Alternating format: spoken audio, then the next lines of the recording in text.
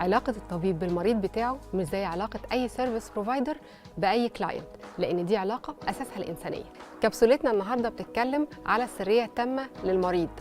المريض لو دخل مكان وما حسش فيه بالأمان وحس إنه أي حاجة ممكن يحكيها تطلع بره، هيحس إن المكان ده مش مناسب للعلاج مهما يكون فيه فريق طبي كفء أو دكتور كفء، فبالتالي لازم يحس بالأمان. لو دخل لقى فريق الطبي بيتكلم في حالة مريض أو بيتكلموا في حاجة حصلت في الريكفري روم وبيحكوا أي خصوصيات حصلت من المريض أو من أهله، هيبتدي يحس إن المكان ده مش أمان مهما كانت مهارة الناس اللي بتقدم الموضوع ده.